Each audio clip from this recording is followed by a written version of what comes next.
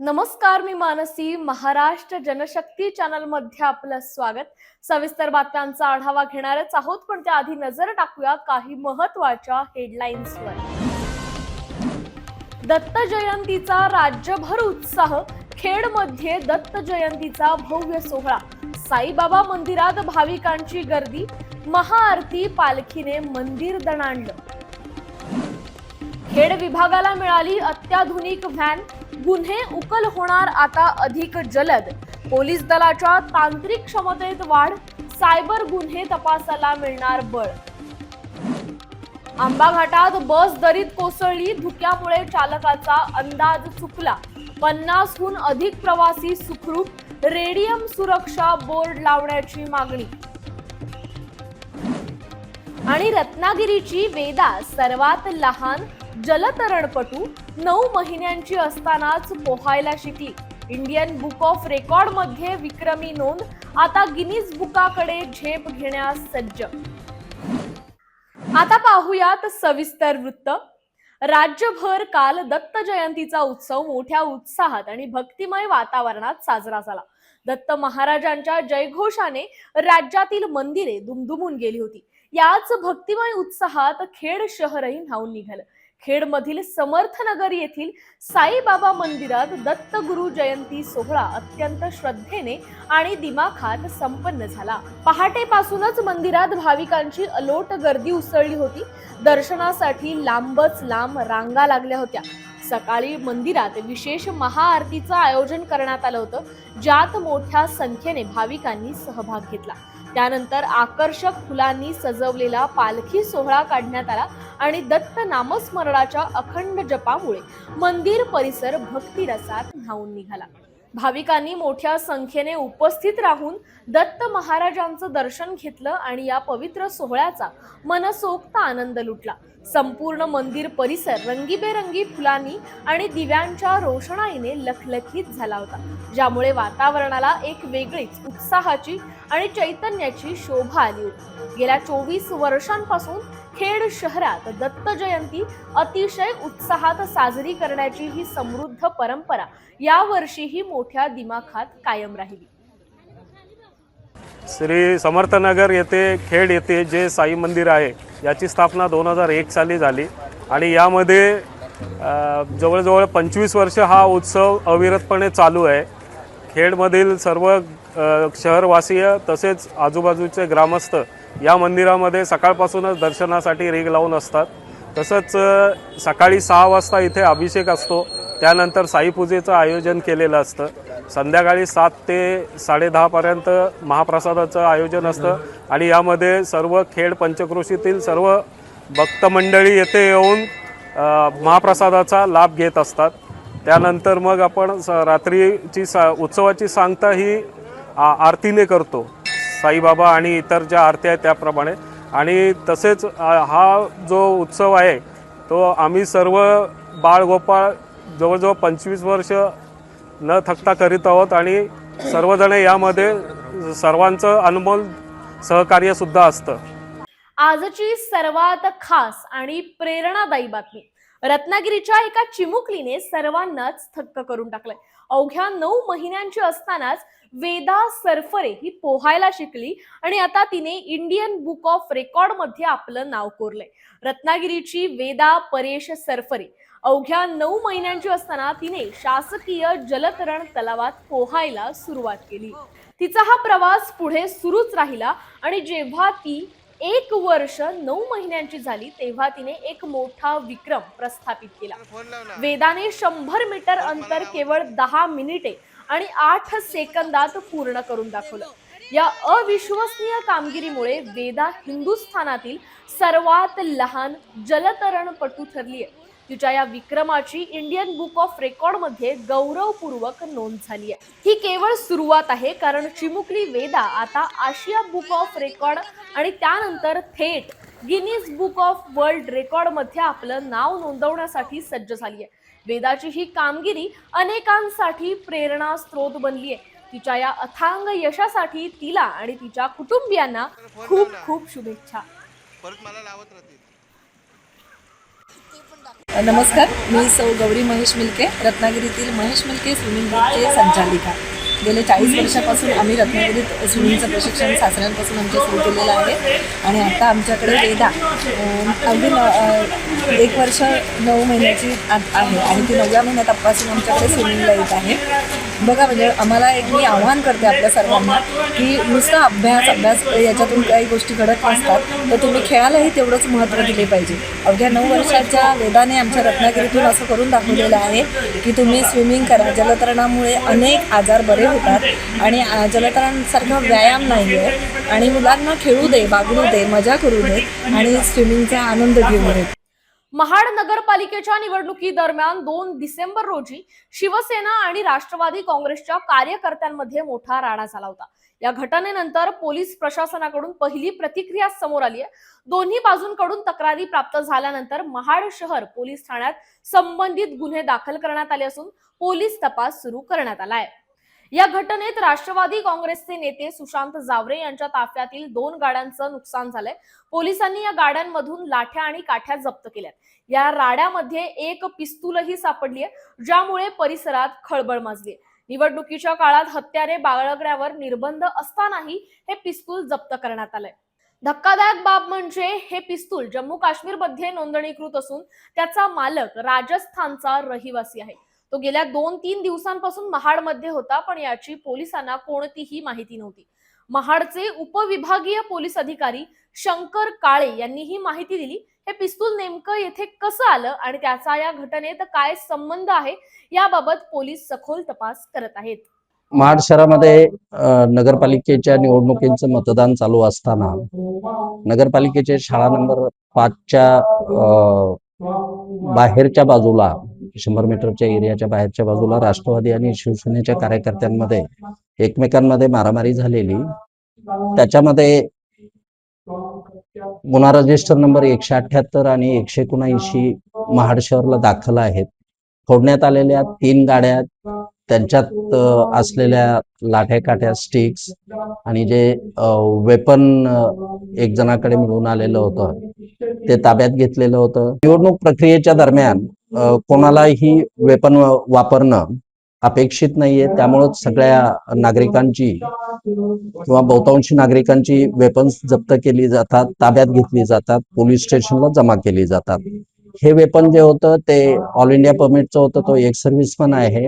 JNK मध्ये ते weapon registered होतं, त्याच्यामुळे ते महाडमध्ये आहे या गोष्टीचीच कल्पना नव्हती आणि मुळात तो इकडे महाडला आलेला आहे. तो 3-4 दिवस अगोदर आलेला होता. तो मूळचा भरतपूर राजस्थानचा आहे. गुन्हे दोन्ही बाजूनं तक्रारी दिल्या गेलेल्या, दोन्ही बाजूचे गुन्हे दाखल केलेले आहेत आणि या दोन्ही गुन्ह्यांचा वस्तुस्थिती दर्शक आणि निष्पक्षपातीपणे तपास महाड शहरचे पोलीस स्टेशन करत आहे. रत्नागिरी तालुक्याचे 53वे विज्ञान प्रदर्शन आज सर्वांकष विद्या मंदिर येथे मोठ्या उत्साहात संपन्न झालंय. विज्ञान आणि तंत्रज्ञान क्षेत्रातील विद्यार्थ्यांचं ज्ञान आणि कल्पकता प्रदर्शित करण्यासाठी या प्रदर्शनाचं आयोजन करण्यात आलं होतं. रत्नागिरी तालुक्यातील प्राथमिक, माध्यमिक आणि उच्च माध्यमिक अशा विविध स्तरांवरील शाळांनी यात सक्रिय सहभाग घेतला. या प्रदर्शनात एकूण 107 आकर्षक आणि अभिनव वैज्ञानिक प्रतिकृती मांडण्यात आल्या होत्या. विद्यार्थ्यांनी दैनंदिन जीवनातील समस्यांवर विज्ञानाच्या आधारे दिलेले उपाय तसेच विविध वैज्ञानिक संकल्पना अतिशय सोप्या पद्धतीने समजावून सांगितल्या. प्रदर्शनात 6 ते 8 वयोगटातील आणि 9 ते 12 वयोगटातील मुलांचे असे 2 प्रमुख गट होते, ज्यामुळे प्रत्येक वयोगटातील विद्यार्थ्यांना आपापल्या कल्पना मांडण्याची आणि सादर करण्याची उत्तम संधी मिळाली. लहान मुलांनी अतिशय आत्मविश्वासाने आणि उत्साहाने आपल्या प्रकल्पांची माहिती उपस्थितांना दिली. त्यांच्या सादरीकरणाने केवळ पालक आणि शिक्षकच नव्हे तर सामान्य नागरिकही प्रभावित झाले. हे प्रदर्शन विद्यार्थ्यांमधील वैज्ञानिक कुतूहल आणि संशोधन वृत्तीला चालना देण्यासाठी महत्त्वाचं ठरेल. अशा प्रदर्शनांमुळे भावी पिढीमध्ये विज्ञानाबद्दलची आवड वाढण्यास निश्चितच मदत होईल असा विश्वास यावेळी व्यक्त करण्यात आला. ऑर्गॅनिक फार्मिंगचं मॉडेल घेतोय. जास्त करून आपण आता जे बाजारामध्ये सुद्धा आपण फळं वगैरे काय घेतो ते जास्त करून केमिकल फर्टिलायझर्स यूज झालेली असतात. बट ऑर्गॅनिक फार्मिंगमध्ये हे जे काही कावडं वगैरे असतं त्याच्यापासून फर्टिलायझर्स तयार होतात आणि ते इथं शेतीमध्ये यूज होतात आणि त्याच्यामुळे आपलं न्यूट्रिशियस फूड प्रोड्यूस होतं. आणि इथे कावडं वगैरे आहेत म्हणजे हे जे वेस्ट प्रोडक्ट्स जे असतात ते तिथे जाऊन त्याची एनर्जी तयार होते आणि ती एनर्जी जी जनरेट होते ती इथे यूज होते. मग इथे हाऊस आहे, हाऊसचं वेस्ट वॉटर जे जातं तिथे इथं ह्याच्या भाज्या तयार होतात आणि याच्यात फार्मिंगमध्ये फुलं असतात. मग फुलांचं इथं ॲग्रिकल्चर असतं. मग मधमाशांमुळे इथे हनी कनेक्ट होतं त्याच्यामुळे असं ह्याचा यूज होतं आणि इथे बाकी सगळे इथं पेस्टिसाइड्स तयार होतात. मग त्याच्यात मग गोमूत्र वगैरे यूज केलं जातं. मग असं इथे खत वगैरे तयार होतं आणि त्याच्यामुळे जास्त करून 100% न्यूट्रिशियस फूड तयार होतं. त्याच्यात कुठेही केमिकल फर्टिलायझर्स कुठे करतो? ऑर्गॅनिक फार्मिंग म्हणजे आपल्या इथे जवळपास सराफाटीच्या इथे पण आहे. कशाची करतो? तिथे ड्रॅगन फ्रूट वगैरे पण आहे म्हणजे अशी भाज्या पण आहेत. दापोली तालुक्यातील जालगाव येथे सरस्वती विद्या मंदिर इंग्लिश मीडियम स्कूलमध्ये 53व तालुकास्तरीय विज्ञान प्रदर्शन 3 डिसेंबर ते 5 डिसेंबर 2025 पर्यंत आयोजित करण्यात आलंय. काल माननीय नामदार योगेशदादा कदम यांच्या हस्ते या विज्ञान प्रदर्शनाच्या दुसऱ्या दिवशीचं उद्घाटन झालंय. यावेळी विद्यार्थ्यांनी आपल्या विशेष कौशल्याने सादर केलेले विविध प्रकल्पांची त्यांनी पाहणी केली आहे. विज्ञान प्रदर्शनामध्ये विद्यार्थ्यांच्या विचारांची देवाणघेवाण होते, त्यामुळे अशी विज्ञान प्रदर्शने महत्त्वाची आहेत. आपल्या छत्रपती शिवाजी महाराजांनी कोणतीही आधुनिक सामग्री नसताना एवढे किल्ले कसे बांधले, जे आजही 3.5 वर्ष कसे भक्कम उभे आहेत, यामागेही विज्ञान आहे. आपल्या भारताच्या महाराष्ट्राच्या इतिहासामधील लहान सहान गोष्टीत विज्ञान दडलेलं आहे. याच दृष्टिकोनातून विद्यार्थ्यांनी विज्ञानाचा अभ्यास केला पाहिजे. आधुनिकीकरण महत्वाचं आहे. सध्या एआयचा वापर अधिक केला जातोय, पण यामुळे सायबर फ्रॉडचं प्रमाण वाढलंय. त्यामुळेच सायबर सिक्युरिटीची विद्यार्थ्यांमध्ये जनजागृती केली पाहिजे. आपल्या दापोलीचं नाव विद्यार्थी राष्ट्रीय पातळीवर घेऊन जातील असा विश्वास त्यांनी यावेळी व्यक्त केलाय.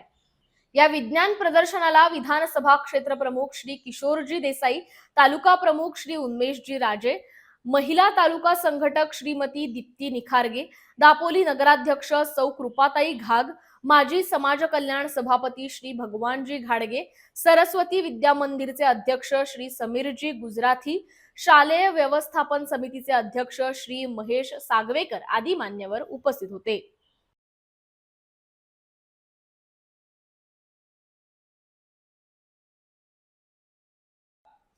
पेण शहरातील साईबाबा मंदिरात दत्त जयंतीच्या पवित्र निमित्ताने एका भव्य रक्तदान शिबिराचं यशस्वीरित्या आयोजन करण्यात आलं होतं. साई सेवकांनी पेण ते शिर्डी पायी काढलेल्या पालखी सोहळ्याचे हे 10वे वर्ष होते आणि या ऐतिहासिक सोहळ्याच्या सांगतेच्या दिवशी हा महत्त्वपूर्ण सामाजिक उपक्रम राबवण्यात आला.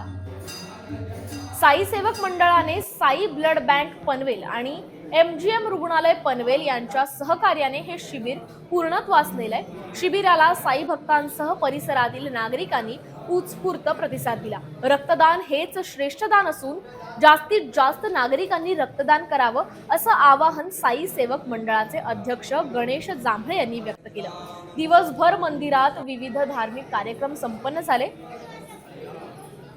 सकाळी काकड आरती आणि मध्यान्ह आरती झाली, तर साई चरित्राचं पारायण वाचनही करण्यात आलं. सायंकाळी सांताक्रूज मुंबई येथील कांदिल बाबा आणि त्यांच्या सहकार्यांनी भक्तिगीत आणि संगीत भजनांचा कार्यक्रम सादर केला, ज्यामुळे वातावरण भक्तिमय झालं होतं. रात्री 8:30 वाजता साई भंडाऱ्याचं आयोजन करण्यात आलं होतं, ज्याचा लाभ सर्व नागरिकांनी घेतला. या प्रसंगी गणेश जांभळे, महेश म्हात्रे, दिनेश खामकर तसेच अनेक साई सेवक आणि महिला मंडळाचे सदस्य उपस्थित होते. ओम साईराम. साई सेवकांची साईंची पालखी पेण ते शिर्डी 17 नोव्हेंबर ते 24 नोव्हेंबर असा बाबांच्या कृपेने साई पालखीचा आज सोहळा पार पडला. त्या सोहळ्यानिमित्त आज दत्त जयंती उत्सव, या दत्त जयंती उत्सवानिमित्त साई भंडाराचं आयोजन केलेलं आहे. या साई भंडाराच्या निमित्ताने आज सकाळपासून आपल्या इथे MGM हॉस्पिटल यांच्या मार्फत रक्तदान शिबिर, साई पारायण, संध्याकाळी कंदील बाबा भजन, कांदिवली मुंबई तसेच साई भंडारा 7:30 वाजता आयोजन केलेलं आहे. आणि असंख्य रक्तदात्यांनी आम्हाला इथे पाठिंबा दिलेला आहे. या मंदिरामध्ये नगरपालिकेचं हे मंदिर आहे आणि इथे आम्हाला बाबांची सेवा करता येते. आम्ही नगरपालिकेला पण धन्यवाद देतो का आज उत्कृष्ट असं मंदिर बाबांचं पेन वाचण्यासाठी त्यांनी उपलब्ध करून दिलेलं आहे आणि आम्हाला इथे सेवा करायला मिळते. ह्या आपल्या साईबाबाच्या मंदिरातून साई पालखी सोहळा दरवर्षी हे 10वे वर्ष आहे, दरवर्षी निघत असते आणि दत्त जयंतीला आपण साई भंडारा करत असतो. तसेच असं हे साई पालखी सोहळ्यासाठी असंख्य साई भक्तांनी आम्हाला देणगीच्या स्वरूपामध्ये जी देणगीची आम्हाला दिलेली आहे त्यांना आम्ही धन्यवाद देतो. रत्नागिरी जिल्ह्यातील खेड विभागासाठी आता एक अत्याधुनिक मोबाईल फॉरेन्सिक व्हॅन दाखल झाली आहे. यामुळे गुन्हे उकल अधिक जलद आणि सक्षम होणार असून राष्ट्र सुरक्षेला बळकटी देण्याच्या दिशेने हे एक महत्त्वाचं पाऊल मानले जाते. महाराष्ट्र शासनाच्या गृह विभागातर्फे भारतीय नागरिक सुरक्षा संहिता 2023च्या प्रभावी अंमलबजावणीसाठी ही व्हॅन रत्नागिरी जिल्ह्याला प्रदान करण्यात आली आहे. पोलीस अधीक्षक नितीन बगाटे यांच्या हस्ते रत्नागिरीतील पोलीस मुख्यालयात 29 नोव्हेंबर 2025 रोजी या व्हॅनचं उद्घाटन झालं. यावेळी अप्पर पोलीस अधीक्षक बी महामुनी, उप अधीक्षक राधिका फडके यांच्यासह अनेक पोलीस अधिकारी उपस्थित होते. या मोबाईल फॉरेन्सिक व्हॅन मध्ये सायबर गुन्हे, डिजिटल पुरावे आणि मोबाईल डाटा विश्लेषण यासाठी अत्याधुनिक सॉफ्टवेअर आणि तंत्रज्ञान उपलब्ध आहे. यामुळे आता गुन्ह्यांचा तपास अधिक शास्त्रीय पद्धतीने आणि वेगाने पूर्ण करणं शक्य होईल. प्रशिक्षित फॉरेन्सिक तज्ज्ञही या व्हॅन मध्ये नेमण्यात आलेत. पोलिसांच्या तांत्रिक क्षमतेत यामुळे मोठी भर पडली असून खेड विभागासह संपूर्ण रत्नागिरी जिल्ह्यातील गुन्हेगारी तपासाची गुणवत्ता वाढण्यास मदत होणार आहे. गुन्हेगारांना कठोर शिक्षा मिळवण्यासाठी हे तंत्रज्ञान अत्यंत महत्त्वाचं ठरेल.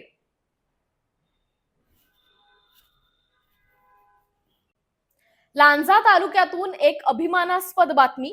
लांजा येथील जिल्हा परिषद पूर्ण प्राथमिक शाळा पुनस कडूवाडी येथील 14 वर्षीय कुमार आदित्य अजय माटले याची खो खो खेळात राज्यस्तरीय स्पर्धेसाठी निवड झाली आहे. या निवडीमुळे संपूर्ण तालुक्यात उत्साहाचं वातावरण आहे.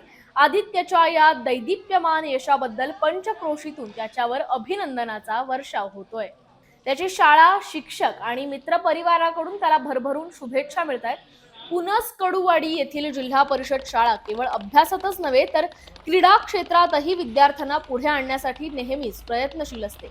येथील शिक्षक शिक्षिका मुलांच्या शारीरिक विकासाकडेही विशेष लक्ष देतात. त्यांच्या अथक परिश्रमामुळेच आदित्यसारखे खेळाडू पुढे येत आहेत. आपल्या यशाचे श्रेय देताना आदित्याने नम्रपणे आपले पालक आणि शाळेतील गुरुजनांचे आभार मानले.